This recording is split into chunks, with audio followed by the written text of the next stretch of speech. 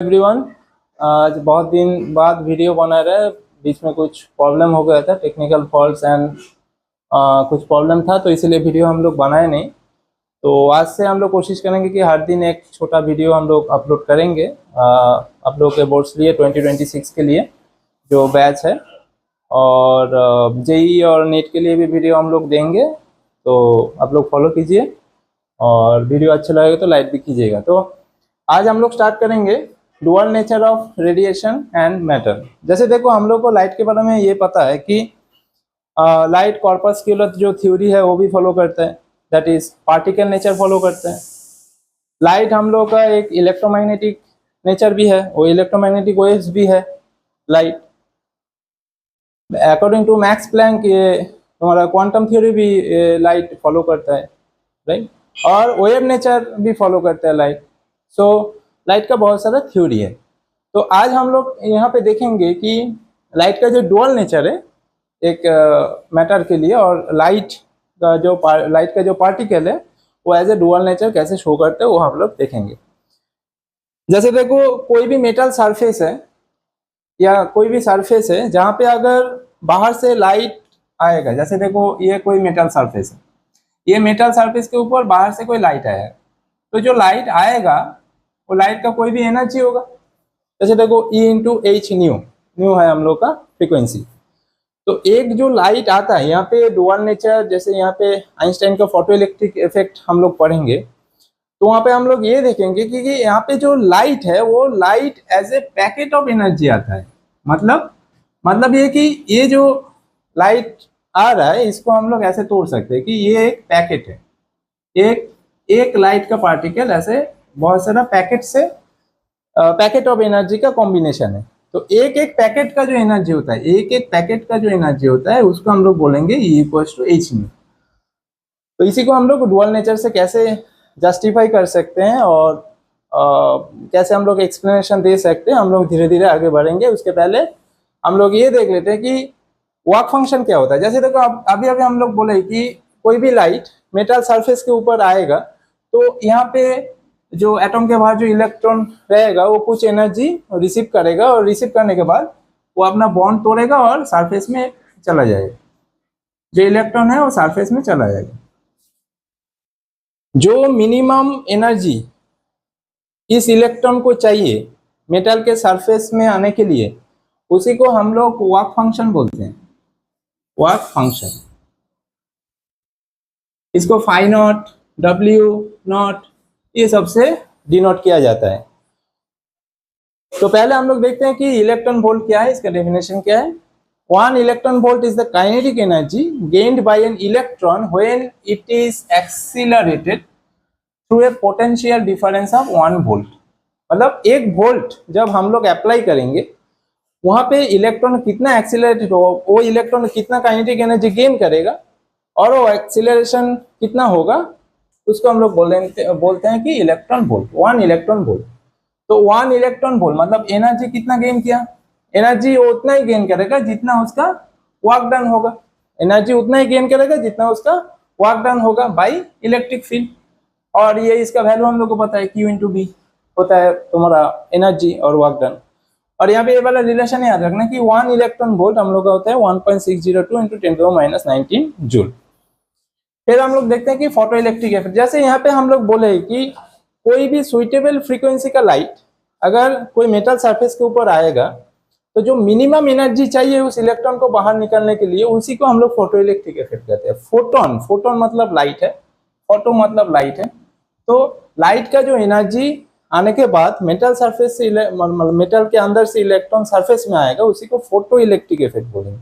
When light of suitable frequency illuminates the metal surface, electrons are emitted from the metal surface. This phenomena is known as photoelectric effect. जैसे देखो हम लोग का जो metal है, जैसे देखो एल्कली मेटल जो है, lithium, sodium, potassium, caesium, rubidium, ये सब, these are highly photosensitive and emits electron even with visible light. तो इसका मतलब हुआ कि ये सब जो मेटल है, जो एल्कली मेटल्स होता है, वो विजिबल लाइट में भी इलेक्ट्रॉन छोड़ देता है, मतलब इलेक्ट्रॉन निकल जाता है। जिंक, कैडमियम, मैग्नीशियम, एल्यूमिनियम, ये सब सिर्फ अल्ट्रावायलेट रे में एक्साइटेड होता है, मतलब इलेक्ट्रॉन हम लोग अल्ट्रावायलेट रे अगर देंगे तभी हम मिल सकता है।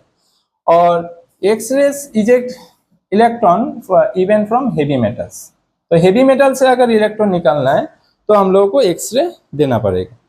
अब हम लोग देखो बहुत सारा एक्सपेरिमेंट यहाँ पे हुआ है, ये सब फिनोमेना जो फोटोइलेक्ट्रिक इफेक्ट का जो फिनोमेना है वो एक्सप्लेन करने के लिए बहुत सारा एक्सपेरिमेंट हुआ था, जैसे हर्ट्ज का एक्सपेरिमेंट हुआ था, और मिलीगेंस का एक एक्सपेरिमेंट हुआ था जहाँ पे एक क्वार्ट्ज और ग्लास ट्यूब था हम लोगों का, क्वार्ट्ज और ग्लास ट्यूब, यहाँ पे कुछ ऐसा असेंबल है, वहाँ पे हम लोगों का एक फोटो सेंसिटिव मेटल यहाँ पे है, यहाँ पे कोई फोटो सेंसिटिव मेटल था, और यहाँ पे एनोड और कैथोड, मतलब एक को हम लोग एनोड पकड़ेंगे, एक को हम लोग कैथोड पकड़ेंगे, और यहाँ पे हम लोग का जो लाइट है वो इधर से घुसेगा, ये लाइट यहाँ पे, तो ये लाइट यहाँ पे गिरेगा, ये जो मेटल है ये photo sensitive metal, this metal is photo sensitive metal, photo sensitive metal.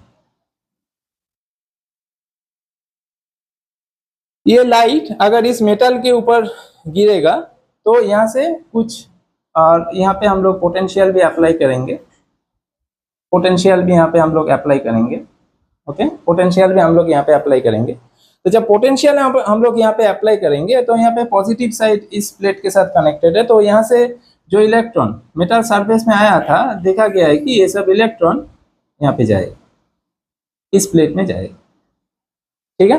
तो ऐसे ये तुम्हारा इसका एक्सपेरिमेंट है, मिलीगन का ये वाला एक्सपेरिमेंट है। तो ये सब फिनोमेना से हम लोग जो बहुत सारे इफेक्ट है लाइट का वो सब एक्सप्लेन कर सकते हैं। तो पहले हम लोग देखेंगे कि effect of intensity of light on photoelectric current. तो ऐसा देखा गया है कि नंबर ऑफ फोटो इलेक्ट्रॉन्स, तो फोटो इलेक्ट्रॉन्स, एक फोटोन गिरेगा उसके बाद कितना इलेक्ट्रॉन निकलेगा, वही फोटो इलेक्ट्रॉन्स है। The number of photoelectrons emitted per second is proportional to the intensity of incident radiation.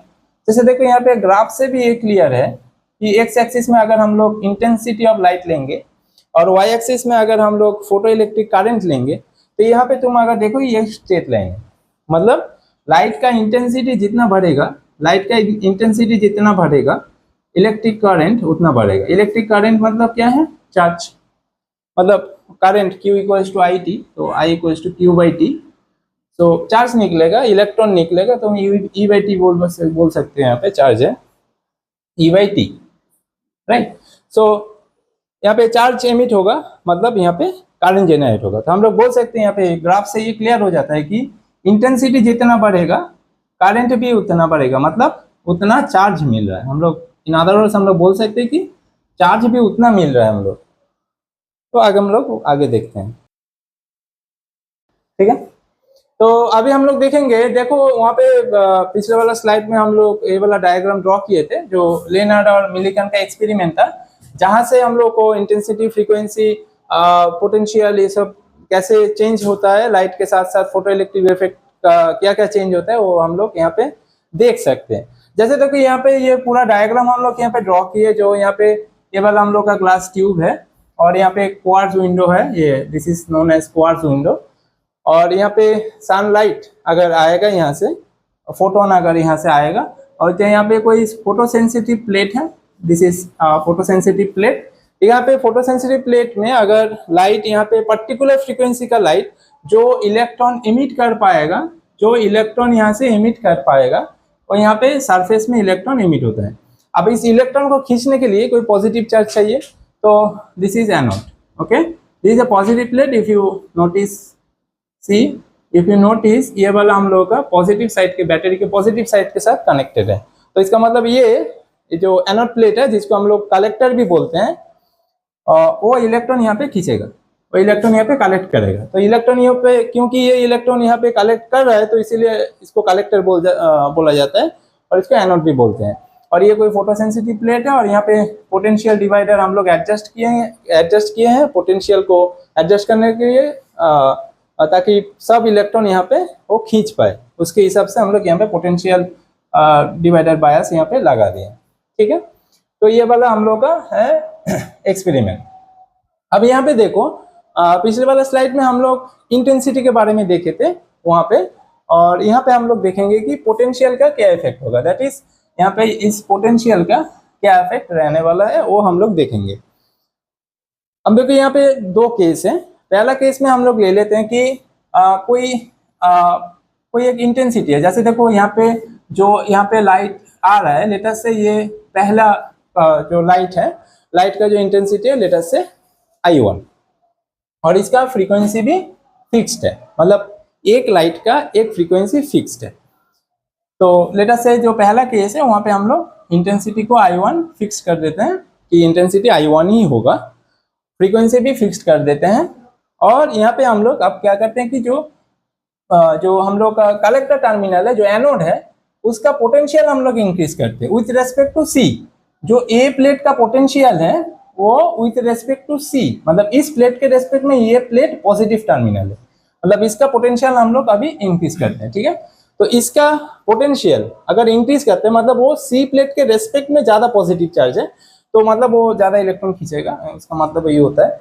तो यहाँ पे क्या होता है कि जैसे देखो ग्राफ में अगर हम लोग देखें कि ये ओरिजिन है, यहाँ पे जीरो है, मतलब यहाँ पे फोटो करंट भी जीरो है और एनोड पोटेंशियल भी जीरो है इस पॉइंट में, राइट, ये 0 0 है। अब यहाँ पे देखो हम लोग थोड़ा अगर दाएं जाएं, मतलब एनोड पोटेंशियल हम लोग बढ़ा रहे हैं, मतलब यहाँ पे ये पॉजिटिव चार्ज हम लोग यहाँ पे बढ़ा है, इसीलिए देखो ये पोटेंशियल डिवाइडर हम लोग लगाए कि ताकि इस पोटेंशियल को हम लोग कंट्रोल कर सके। तो यहाँ पे हम लोग ए प्लेट का जो पोटेंशियल है वो पोटेंशियल अभी हम लोग बढ़ा रहे हैं with respect to C plate. तो अगर पोटेंशियल देखो, पोटेंशियल दाएं तरफ जा रहे हैं, मतलब पॉजिटिव पोटेंशियल हम लोग बढ़ा रहे हैं with respect to C plate.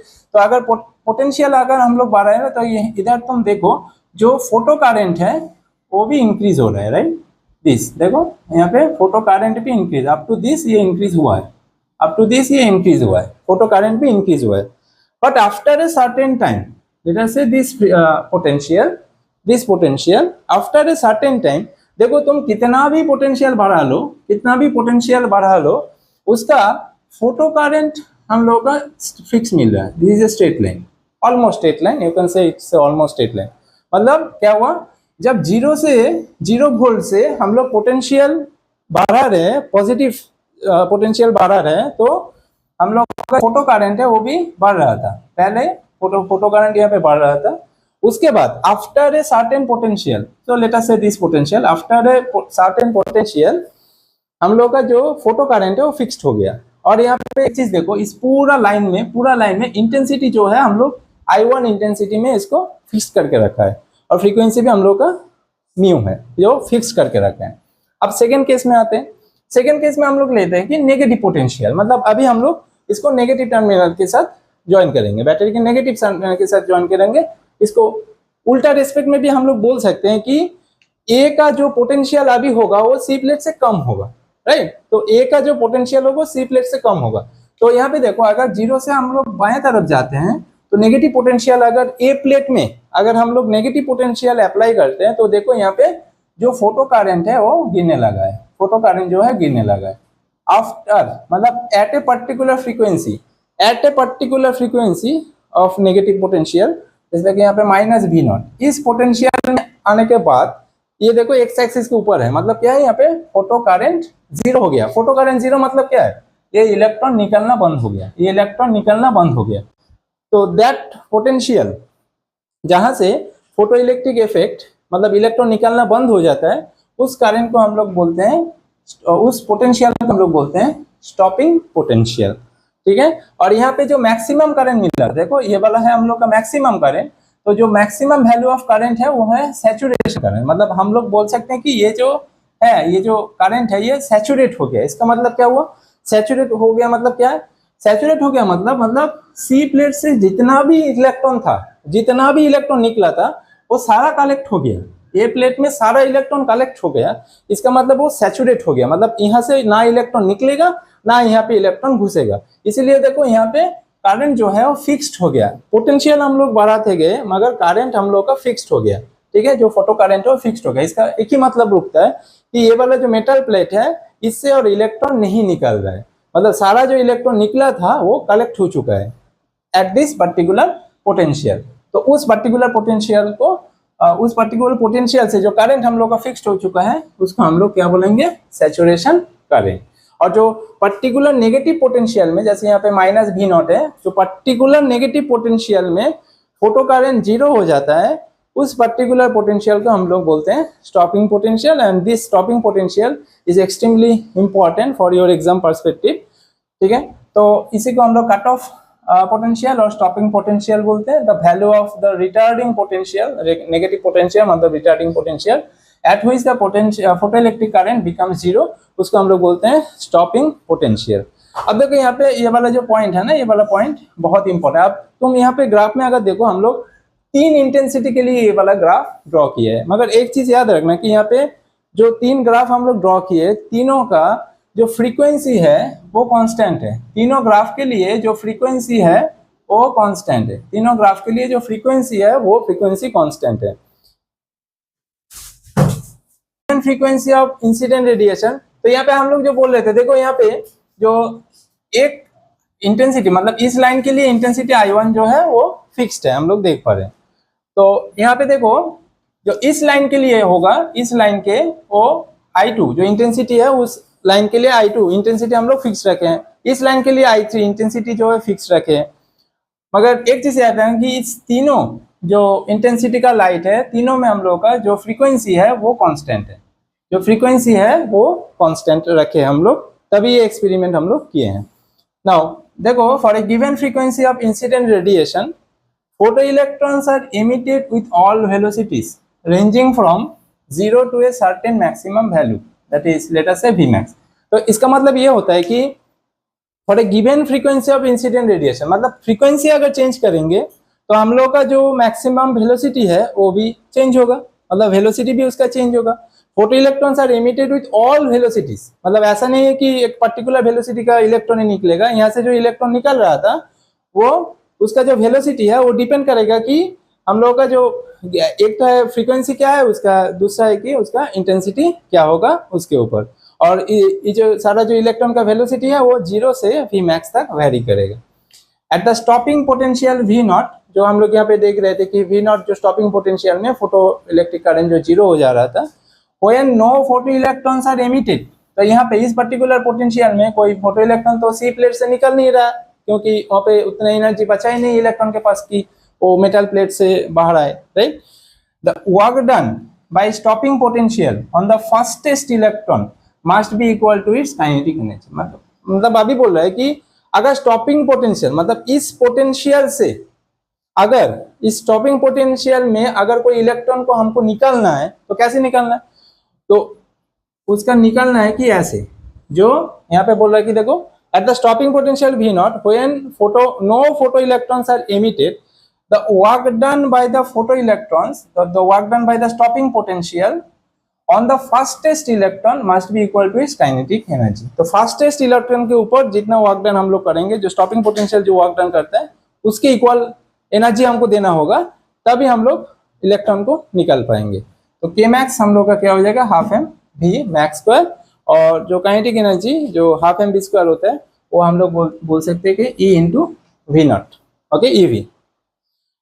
For a given frequency of incident radiation the stopping potential is independent of is intensity. ये भी याद रखना है कि देखो यहाँ पे अगर तुम इस ग्राफ को अच्छे से फॉलो करो तो तीनों इंटेंसिटी का लाइट का जो स्टॉपिंग पोटेंशियल वो सेम है। इसका मतलब क्या है, इसका मतलब ये है कि stopping potential intensity of light के ऊपर डिपेंडेंट नहीं है। This is a very important point, इसको याद रखना, ये एमसीक्यू में आता है। The maximum kinetic energy of the photo electron is independent of the intensity of incident radiation. इसका मतलब ये जो मैक्सिमम, ये जो काइनेटिक एनर्जी है ये भी इंटेंसिटी के ऊपर डिपेंडेंट नहीं है।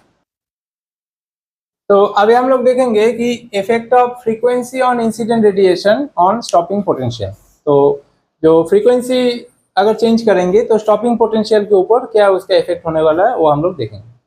देखो यहाँ पे वाई एक्सिस में हम लोग फोटो इलेक्ट्रिक करंट लिए हैं और एक्स एक्सिस में हम लोग जो पोटेंशियल है एनोड पोटेंशियल उसको लिए हैं। यहाँ पे हम लोग क्या कर रहे हैं कि ये देखो ये न्यू 1 है, न्यू 2, न्यू 3 है, ये है फ्रीक्वेंसी, मतलब डिफरेंट फ्रीक्वेंसी का लाइट ले रहे हैं। अभी हम लोग डिफरेंट फ्रीक्वेंसी का लाइट ले रहे हैं, और अगर तुम लोग थोड़ा करीब से देखोगे कि ये वाला हम लोग का क्या है, स्ट्रेट लाइन है। मतलब क्या है, यहाँ पे वाई एक्सिस में फोटो इलेक्ट्रिक करंट है, मतलब यहाँ पे करंट फिक्स्ड है, मतलब यहाँ पे करंट सैचुरेट हो गया, मतलब मैक्सिमम नंबर ऑफ इलेक्ट्रॉन्स यहाँ पे प्लेट ए में आ चुका है। तो इसका मतलब ये हुआ कि हम लोग इंटेंसिटी को ऐसे एडजस्ट किए for different frequencies of light, ताकि ये वाला जो लाइन है वो स्ट्रेट लाइन ही रहे, मतलब करंट सैचुरेटेड रहे उसके हिसाब, मतलब इंटेंसिटी को हम लोग यहाँ पे एडजस्ट किए। एडजस्ट करने के बाद फ्रीक्वेंसी को हम लोग यहाँ पे बढ़ाया है। अगर यहाँ पे देखो μ3 is greater than μ2 is greater than μ1, मतलब जितना हम इधर ऊपर जा रहे हैं, मतलब ये हम लोगों का क्या हो रहा है, फ्रीक्वेंसी हम लोग का इंक्रीज कर रहा है। और जितना बाएं तरफ जा रहे हैं वहां पे नेगेटिव पोटेंशियल हम लोग का इंक्रीज कर रहे हैं। तो VO3 is greater then VO2 is greater then VO1, right. तो यहाँ पे हम लोग देख पा रहे हैं कि for different frequency of light we have different stopping potential. For μ1 it is VO1, for μ2 it is VO2, for μ3 it is VO3। मतलब यहाँ पे फ्रीक्वेंसी अगर चेंज करेंगे, इंटेंसिटी ऑफ लाइट अगर सेम रखेंगे हम लोग, तो हम लोग का जो पोटेंशियल है, जो स्टॉपिंग पोटेंशियल है, वो भी डिफरेंट हो जाएगा, राइट। यहाँ से यही पता चलता है। Greater the frequency of the incident radiation, ऐसे μ3 is greater than μ2 is greater than μ1, greater is the maximum kinetic energy of the photoelectron and hence greater is the retarding potential required to stop such electrons completely। जितना frequency हम लोग बढ़ाएंगे उसके हिसाब से kinetic energy भी हम लोग का बढ़ेगा। एक इलेक्ट्रॉन का काइनेटिक एनर्जी जितना बढ़ेगा, उसको स्टॉप करने के लिए जो स्टॉपिंग पोटेंशियल है वो भी हम लोगों को बढ़ाना होगा, ठीक है। ये हो गया हम लोग का पहला ग्राफ। अब दूसरा ग्राफ देखो, यहाँ पे स्टॉपिंग पोटेंशियल वाई एक्सिस में लिए हैं हम लोग, और एक्स एक्सिस में हम लोग को फ्रीक्वेंसी ऑफ इंसिडेंट रेडिएशन हम लोग लिए म्यू। तो यहाँ पे फ्रीक्वेंसी वर्सेस स्टॉपिंग पोटेंशियल का जो ग्राफ है वो स्ट्रेट लाइन होता है। मतलब यहाँ पे लेटर से ये मेटल प्लेट ए के लिए, मेटल प्लेट बी के लिए, यहाँ पे अगर हम लोग थोड़ा क्लोजली देखें कि यहाँ पे दो प्लेट के लिए जो स्ट्रेट लाइन है वो पैरेलल है, मतलब ये दो स्ट्रेट लाइन का स्लोप हम लोग का सेम है। और यहाँ पे और भी चीज अगर हम लोग करीब से देखें कि इसका जो थ्रेशोल्ड फ्रीक्वेंसी है, मतलब आफ्टर थ्रेशोल्ड फ्रीक्वेंसी क्या होता है, frequency after which the radiation starts, the frequency the minimum frequency after which the radiation starts, तो उसको हम लोग बोलेंगे कि थ्रेशोल्ड फ्रीक्वेंसी। यहाँ पे देखो फ्रीक्वेंसी हम लोग इंक्रीज करते गए, मगर हम लोग का जो ये है, हम लोग का जो रेडिएशन है वो अभी निकला नहीं है, जब तक कि ये μ0 फ्रीक्वेंसी को एक्सीड ना किया हो। जब μ0 फ्रीक्वेंसी, मिनिमम फ्रीक्वेंसी कितना चाहिए, μ0, मेटल प्लेट ए के लिए जो मिनिमम फ्रीक्वेंसी चाहिए वो μ0, तभी हम लोग का जो रेडिएशन है वो इलेक्ट्रॉन निकालना तभी स्टार्ट होगा जब हम लोग ये मिनिमम फ्रीक्वेंसी देंगे। अब मेटल प्लेट के लिए देखो, जब तक यहाँ से यहाँ तक गए कोई रेडिएशन नहीं, कोई इलेक्ट्रॉन नहीं निकला है मेटल प्लेट बी से, जब तक कि ये μ0 प्राइम फ्रीक्वेंसी उसको ना मिला हो। ये μ0 प्राइम फ्रीक्वेंसी का लाइट जब मेटल प्लेट बी के ऊपर पड़ा है, उसके बाद जब फ्रीक्वेंसी हम लोग बढ़ाएंगे, उसके बाद फ्रीक्वेंसी के साथ स्टॉपिंग पोटेंशियल भी बढ़ेगा, क्योंकि फ्रीक्वेंसी बढ़ाएंगे तो स्टॉपिंग काइनेटिक एनर्जी बढ़ेगा, तो उसको स्टॉप करने के लिए स्टॉपिंग पोटेंशियल भी बढ़ाना होगा। मगर यहाँ पे कंक्लूजन क्या है कि यहाँ पे ये जो रेडिएशन है वो स्टार्ट करने के लिए, इलेक्ट्रॉन निकलने के लिए, स्टार्ट करने के लिए एक मिनिमम फ्रीक्वेंसी देना होता है। तो मिनिमम फ्रीक्वेंसी जब तक कोई भी लाइट में नहीं रहेगा तब तक वो वाला रेडिएशन नहीं होगा, उसी को हम लोग बोलते हैं threshold frequency, and this is very important for your exam perspective. तो इस ग्राफ से हम लोग क्या क्या कंक्लूजन निकाल सकते हैं, the stopping potential increases linearly. जैसे देखो फ्रीक्वेंसी बढ़ा रहा है, स्टॉपिंग पोटेंशियल बढ़ रहा है, फ्रीक्वेंसी बढ़ा रहा है, स्टॉपिंग पोटेंशियल बढ़ रहा है। तो the stopping potential increases linearly with the frequency new of the incident radiation. There exists a certain minimum cutoff frequency for which the stopping potential is 0। यहाँ पे देखो इस μ0 के लिए स्टॉपिंग पोटेंशियल एक्स एक्सिस के ऊपर है, मतलब इसका रेडिएशन 0 है स्टॉपिंग पोटेंशियल के लिए।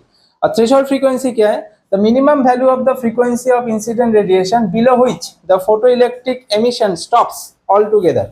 इसके नीचे देखो μ0 के बाएं तरफ, मतलब μ0 फ्रीक्वेंसी से कम फ्रीक्वेंसी में कोई भी रेडिएशन स्टार्ट नहीं होता है, वो इस ग्राफ से हम लोगों को पता चलता है। For two different metals A and B, this graphs are parallel straight lines, that is they have same slope but the threshold frequencies are different for the two metals. इसके लिए थ्रेशोल्ड फ्रीक्वेंसी है μ0, इसके लिए threshold frequency है μ0 prime. Conclusion क्या निकाल सकते हैं ये दो चीज से हम लोग, the maximum kinetic energy of the photoelectrons increases linearly with the frequency of the incident radiation but is independent of its intensity. Frequency के साथ यहाँ पे जो काइनेटिक एनर्जी वो इंक्रीज करेगा, इंटेंसिटी के साथ इसका कोई रिलेशन है नहीं. For a frequency new of the incident radiation less than the threshold frequency, threshold frequency के लेस देन अगर कोई फ्रीक्वेंसी हम लोग देते हैं तो हम लोग का जो फोटो इलेक्ट्रिक एमिशन है वो स्टार्ट ही नहीं होगा. ठीक है, उसी को हम लोग बोलते हैं कट ऑफ फ्रीक्वेंसी और थ्रेशोल्ड फ्रीक्वेंसी. ठीक है, तो आगे बढ़ते हैं. तो अभी हम लोग देखते हैं कि जो हम लोग का क्लासिकल वेव थ्योरी है इसका फेलियर क्यों हुआ है. मतलब कि ये जो क्लासिकल थ्योरी ऑफ लाइट है ये हम लोग का सब कुछ लाइट का जो सारा जो प्रॉपर्टी होता है वो सब कुछ एक्सप्लेन नहीं कर पाया. वहाँ पर किस किस चीज़ का फेलियर है पहले वो देख लेते हैं. पहला चीज़ का जो फेलियर है, क्लासिकल वेव थ्योरी ये बोलता है कि जब कोई लाइट आगे बढ़ेगा वो आगे बढ़ेगा ऐसे वेव फ्रंट के हिसाब से आगे बढ़ेगा. इसका मतलब ये वेव फ्रंट जब कोई मेटल सरफेस के ऊपर गिरेगा तो ये वेव फ्रंट का जो एनर्जी है यहाँ पे एब्जॉर्ब होगा. और ये जो एब्जॉर्प्शन ऑफ एनर्जी है, क्लासिकल थ्योरी बोल रहा है कि ये जो एब्जॉर्प्शन ऑफ एनर्जी है वो कॉन्टिन्यूअस है.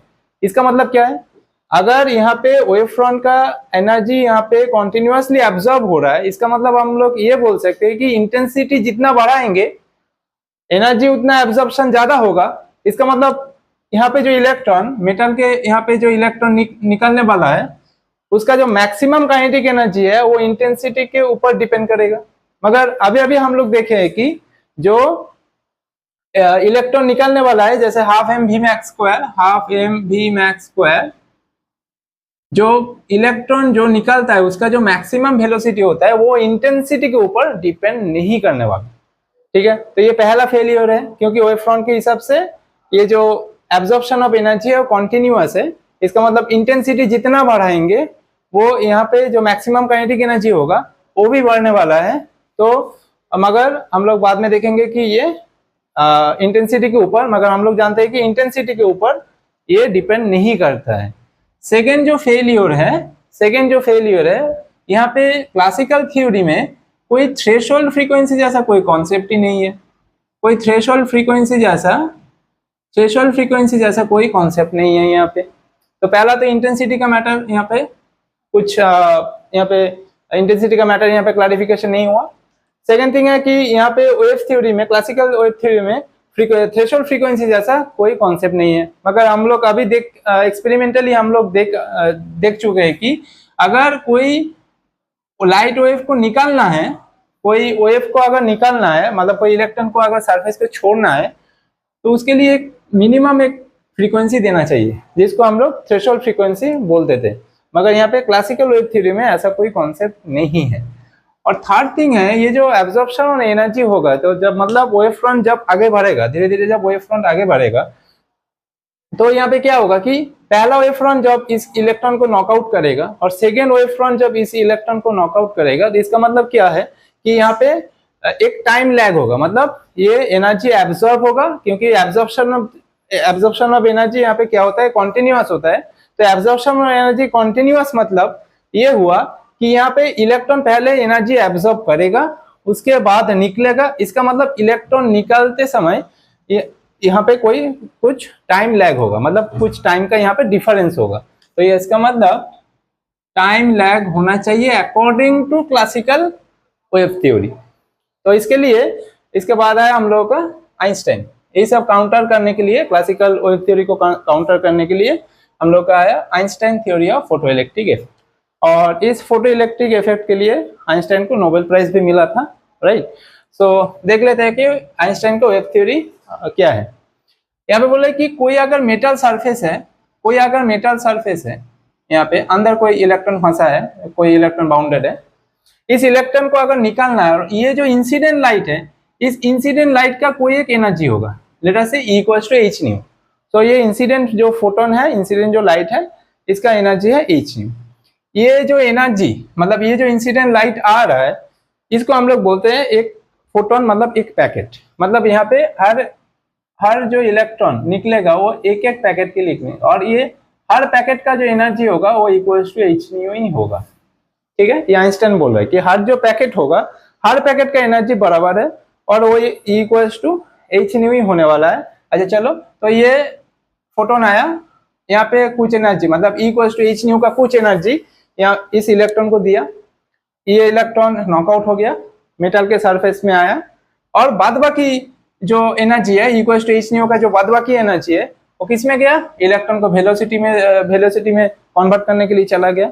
इसका मतलब इलेक्ट्रॉन मेटल के बाहर निकलेगा, फिर वो इलेक्ट्रॉन का जो काइनेटिक एनर्जी है वो प्रोवाइड होगा। कौन दे रहा है, ये जो हर जो पैकेट का एनर्जी है इक्वल्स टू एच न्यू, और हर पैकेट का एनर्जी ऐसे ट्रांसफर हो रहा है। मतलब हम लोग बोल सकते हैं जो इक्वल्स टू एच न्यू है, ये वाला जो एनर्जी है वो ट्रांसफर किस में हुआ, वो तुम्हारा वेलोसिटी में कन्वर्ट हो गया, ये वेलोसिटी में इलेक्ट्रॉन को निकालने में चला गया, और एक है कि मेटल सरफेस के ऊपर लाने के लिए चला गया, क्योंकि हर मेटल सरफेस का कोई एक पर्टिकुलर वर्क फंक्शन होगा, मतलब जो मिनिमम फ्रीक्वेंसी ऑफ लाइट देने के बाद वो एनर्जी, वो इलेक्ट्रॉन वहां से निकल सकता है, उसी को हम लोग वर्क फंक्शन बोलते हैं, राइट।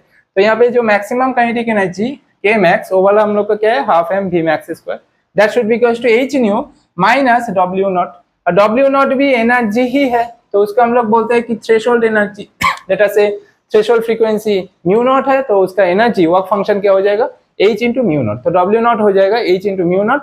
ऐसे h अगर हम लोग कॉमन लेते हैं तो h into mu minus mu naught, ये हम लोग का हो गया काइनेटिक एनर्जी। अब यहाँ पे देखो, तो ये जो तीन डिफॉल्ट था, यहाँ पे जो तीन फॉल्ट था हम लोग का क्लासिकल वेव थ्योरी, आइंस्टाइन ने उसको कैसे जस्टिफाई किया वो भी देख लेते हैं।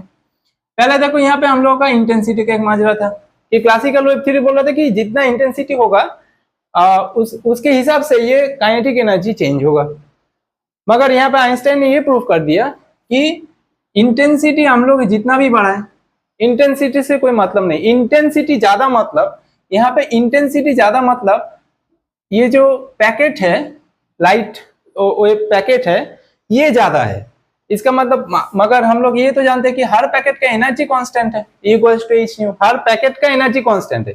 इंटेंसिटी ज्यादा मतलब यहाँ पे पैकेट ज्यादा है, मतलब पर यूनिट सेकंड में पैकेट, नंबर ऑफ पैकेट ज्यादा आएगा, तो नंबर ऑफ पैकेट्स अगर ज्यादा आएगा मतलब यहाँ पे इलेक्ट्रॉन जो इजेक्शन होगा वो भी ज्यादा होगा, मतलब जितना हम लोग इंटेंसिटी बढ़ाएंगे इलेक्ट्रॉन बढ़ेगा, मगर ये काइनेटिक एनर्जी जो है ये हम लोग का फिक्स्ड रहेगा। तो ये तो हम लोग का बस दो चीज के ऊपर डिपेंडेंट है, ये तो कांस्टेंट है, प्लैंक कांस्टेंट, एच कांस्टेंट है, बस फ्रीक्वेंसी के ऊपर डिपेंड करता है। एक है जो लाइट इलेक्ट्रॉन निकलने वाला है उसका, और एक है थ्रेशोल्ड फ्रीक्वेंसी, ठीक है, एक जो लाइट आ रहा है उसका फ्रीक्वेंसी, और एक है मेटल का थ्रेशोल्ड फ्रीक्वेंसी, जो इलेक्ट्रॉन निकलने वाला है उसका थ्रेशोल्ड फ्रीक्वेंसी, बस उसी के ऊपर डिपेंडेंट है। तो इसका मतलब हम लोग पहला जो डाउट था वो वाला हम लोग यहाँ से क्लियर कर लिए कि इंटेंसिटी बढ़ना मतलब यहाँ पे ज्यादा इलेक्ट्रॉन निकलना, ना कि काइनेटिक एनर्जी बढ़ना, पहला वाला हो गया।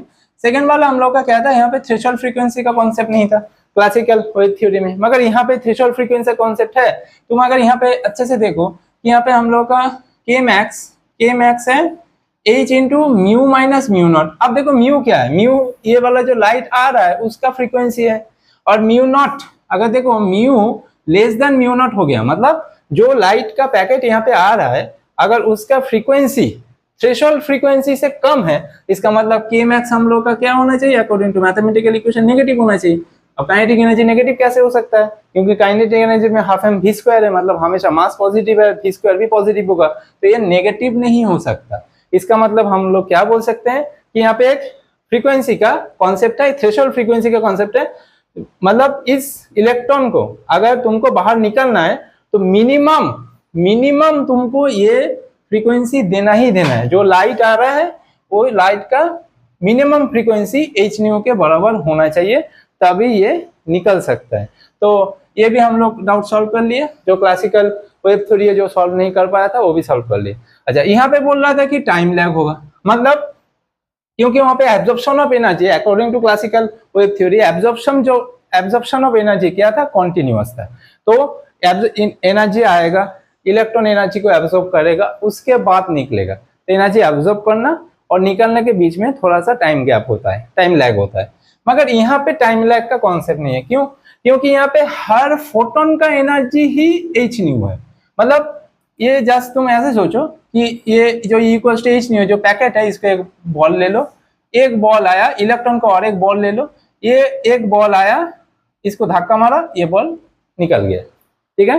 तो इसको हम लोग पार्टिकल भी बोल सकते हैं, मतलब जो एनर्जी पैकेट जो आ रहा है ये हम लोग को ऐसे शो कर रहा है कि ये पार्टिकल नेचर की जैसा शो करेगा। इसका मतलब यहाँ पे कोई टाइम लैग का कॉन्सेप्ट नहीं है, मतलब इट इज इंस्टेंटेनियस, हम लोग बोल सकते हैं कि it is instantaneous, instantaneous, it is instantaneous, मतलब ये पैकेट आया, इलेक्ट्रॉन को एनर्जी दिया और ये निकल गया, ठीक है। तो दिस इज इंस्टेंटेनियस प्रोसेस, मतलब यहाँ पे जो टाइम लैग का कॉन्सेप्ट है वो भी यहाँ पे सुधरेगा। अभी हम लोग एक सम देख लेते हैं, जहाँ पे ये जो फॉर्मूला है हम लोग यूज कर पाएंगे। A photon of wavelength 3310 angstrom falls on a photocathode and an electron of energy 3 × 10⁻19 joule is ejected. If the wavelength of the incident photon is changed to 5000 angstrom, the energy of the ejected electron is 9.72 × 10⁻20 joule. Calculate the value of Planck's constant and threshold wavelength of the photon. तो जो हम लोग का photo cathode है, यहाँ पे बोल रहा है कि फोटो कैथोड, तो फोटो कैथोड तो का जो एनर्जी होगा, तो एनर्जी ऑफ इजेक्टेड इलेक्ट्रॉन होगा E इक्वल्स टू, हम लोग का अभी हम लोग देखे थे कि जो एनर्जी होता है E इक्वल्स टू, हम लोग का यहाँ पे क्या हुआ, h new minus h new not, right, h new minus h new not. तो हम लोग बोल सकते हैं h न्यू, न्यू मतलब c बाई लैम्डा, तो h c बाई लैम्डा, ये h c by lambda, h c by lambda minus h c by ये h न्यू नॉट है, उसके जगह हम लोग लिख सकते हैं h c by lambda not, ठीक है। अब ये वाला एनर्जी देखो, तुमको बोल दिया है 3 × 10⁻19 जूल, ये वाला एनर्जी बोल दिया है पहला केस में। h c by lambda, lambda तुमको बोल दिया है 3310 एंगस्ट्रॉम, एंगस्ट्रॉम को मीटर में ले लो, 3310 × 10⁻10 मीटर, और h c by lambda not, जैसे ये इक्वेशन 1। और सेकंड केस में बोल रहा है कि अगर 5000 एंगस्ट्रॉम जो लाइट है वेवलेंथ अगर हम लोग दिए तो उसका एनर्जी होगा ये वाला, तो सेकंड इक्वेशन क्या होगा, 9.72 × 10⁻20, that should be equals to h c by lambda, lambda बोल दिया तुमको 5000 angstrom minus h c by lambda.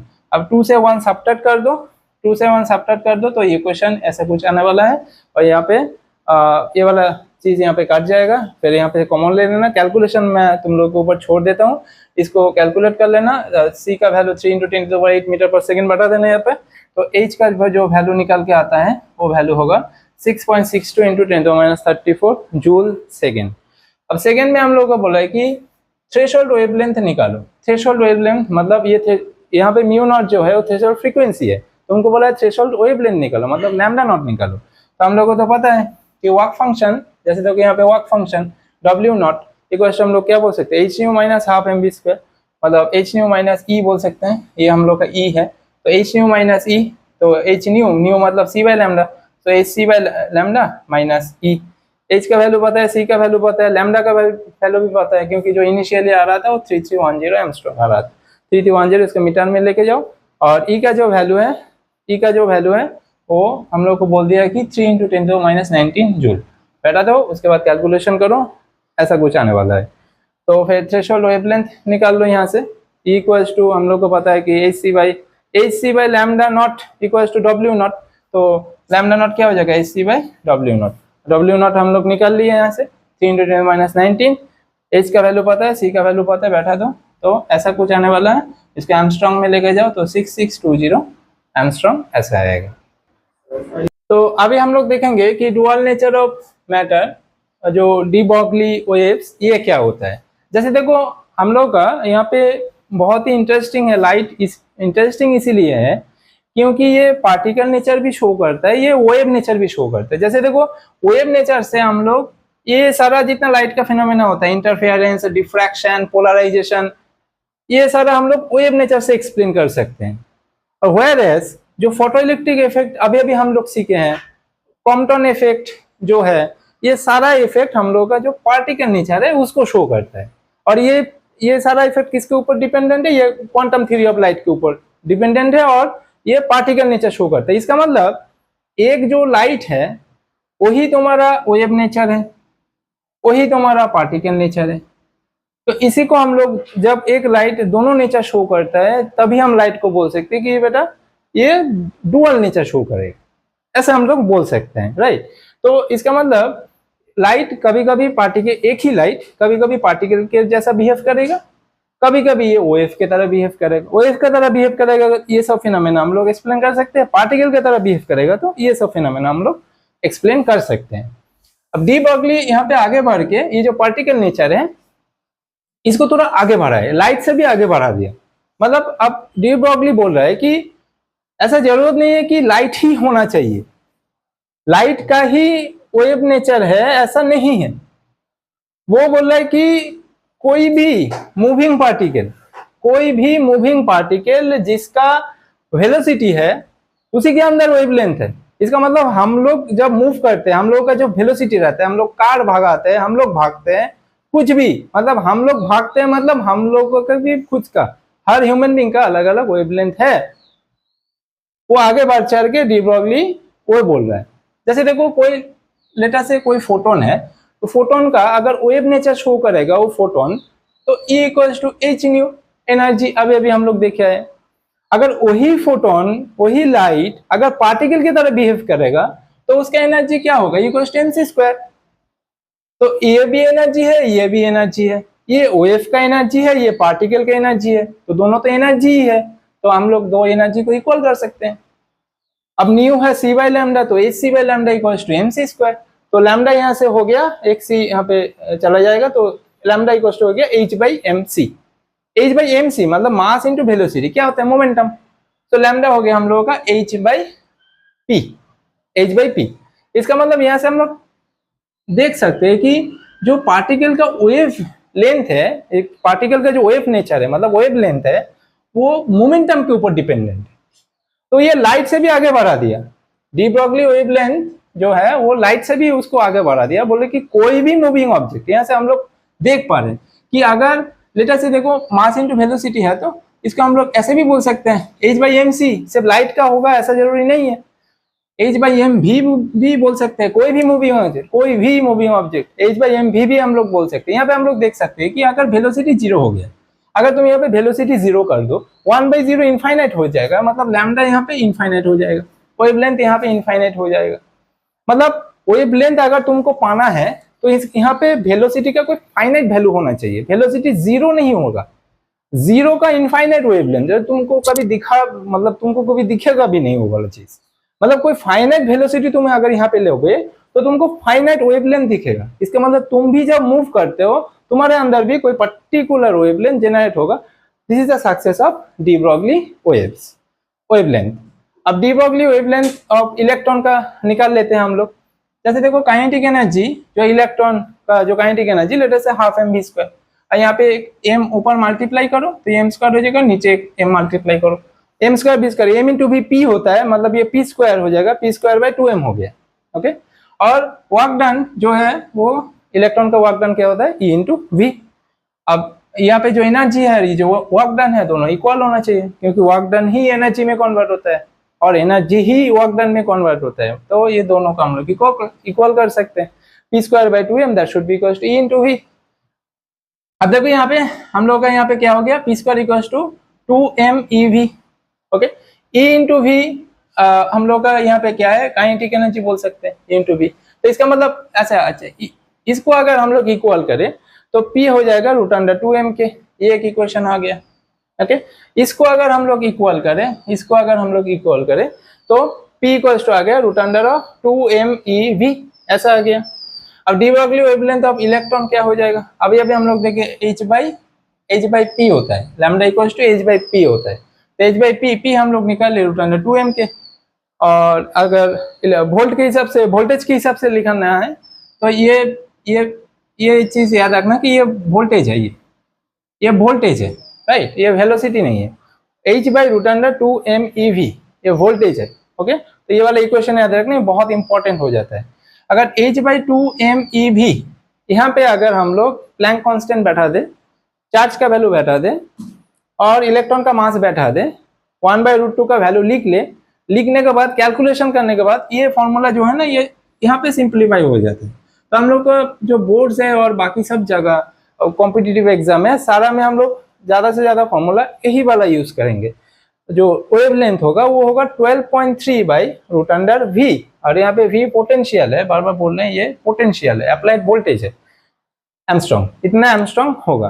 ठीक है, एक क्वेश्चन देख लेते हैं। What is the D Broglie wavelength associated with an electron accelerated through a potential difference of 100 volt.